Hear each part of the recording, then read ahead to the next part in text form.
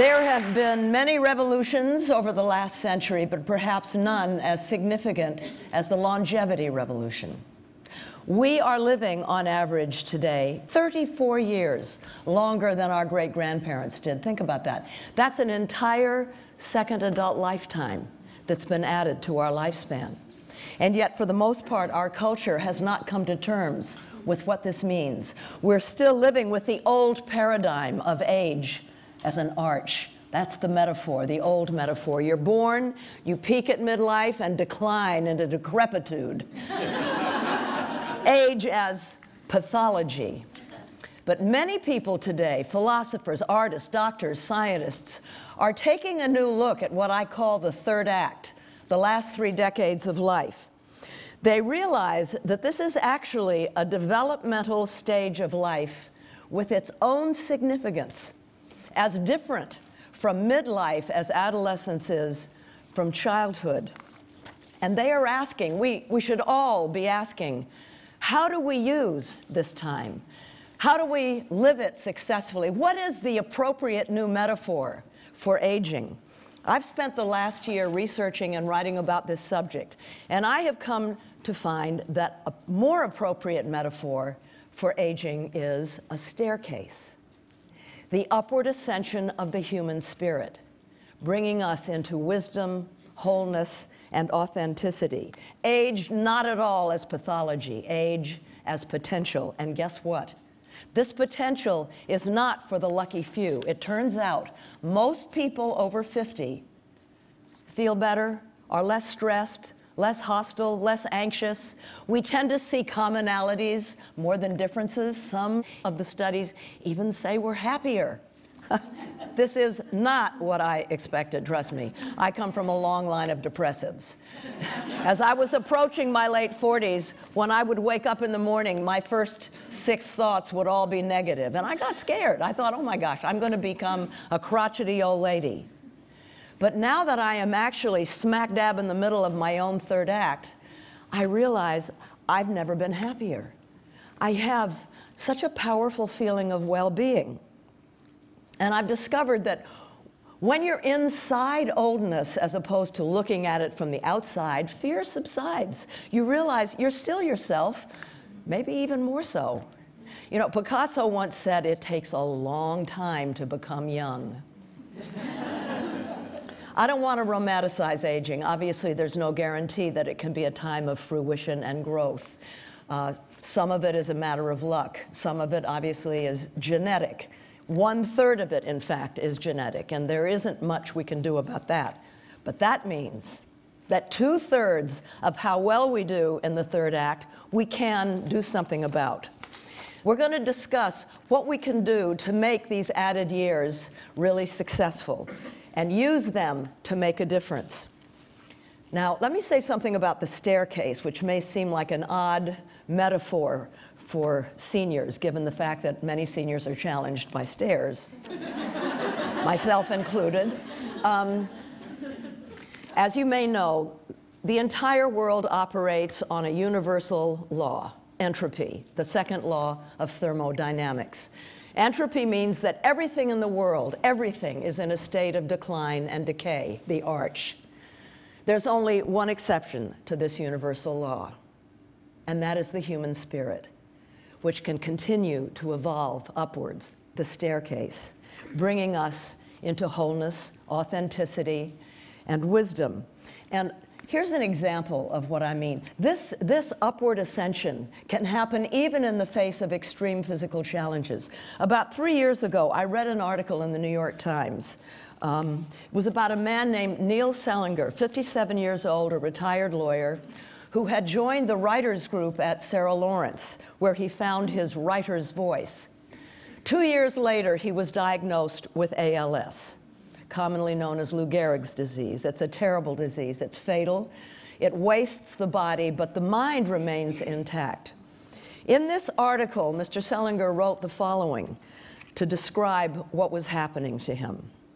And I quote, "As my muscles weakened, my writing became stronger. As I slowly lost my speech, I gained my voice. As I diminished, I grew. As I lost so much, I finally started to find myself. Neil Selinger, to me, is the embodiment of mounting the staircase in his third act. Now, we're all born with spirit, all of us, but sometimes it gets tamped down beneath the challenges of life, violence, abuse, neglect. Perhaps our parents suffered from depression. Perhaps they weren't able to love us beyond how we performed in the world.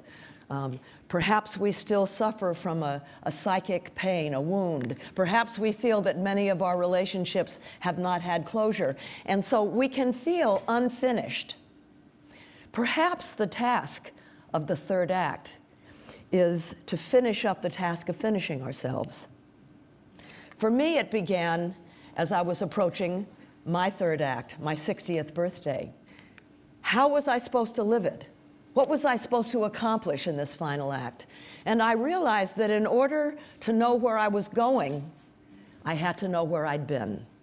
And so I went back and I studied my first two acts, trying to see who I was then, who I really was, not who my parents or other people told me I was or treated me like I was, but who was I? Who were my parents? Not as parents, but as people. Who were my grandparents? How did they treat my parents? These kinds of things. I discovered a couple of years later that this process that I had gone through is called by psychologists doing a life review, and they say it can give new significance and clarity and meaning to a person's life. You may discover, as I did, that a lot of things that you used to think were your fault, a lot of things that you used to think about yourself really had nothing to do with you. It wasn't your fault.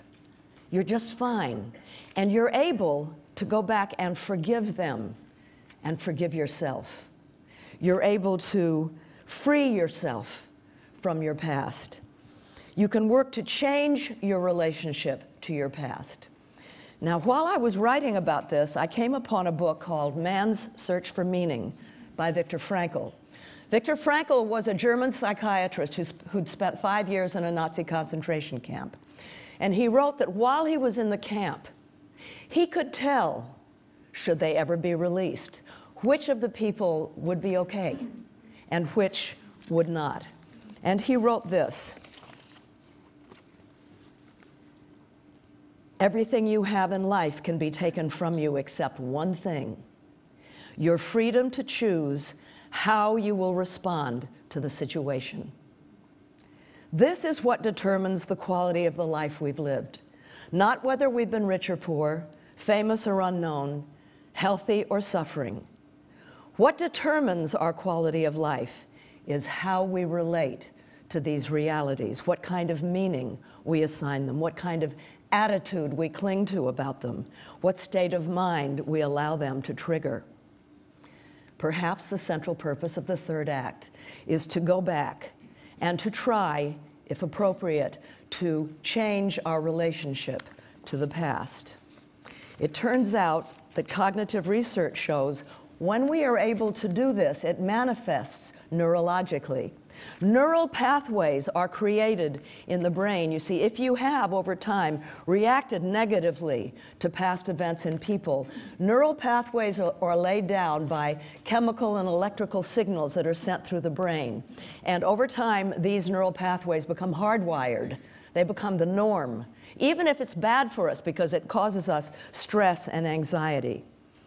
If, however, we can go back and alter our relationship, revision our relationship to past people and events, neural pathways can change. And if we can maintain the more positive feelings about the past, that becomes the new norm. It's like resetting a thermostat. You know, it's not having experiences that make us wise. It's reflecting on the experiences that we've had that makes us wise and that helps us become whole, brings wisdom and authenticity. It helps us become what we might have been. Women start off whole, don't we? I mean, as girls, we're feisty. Yeah, who says? We have agency. We are the subjects of our own lives.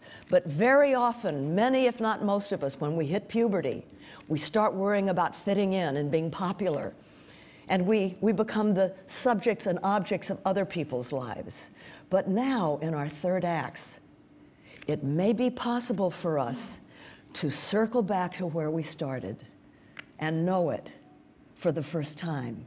And if we can do that, it will not just be for ourselves. Older women are the largest demographic in the world.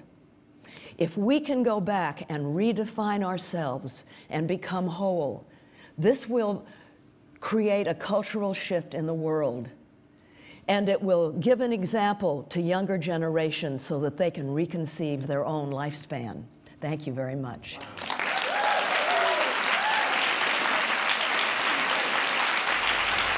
Thank you.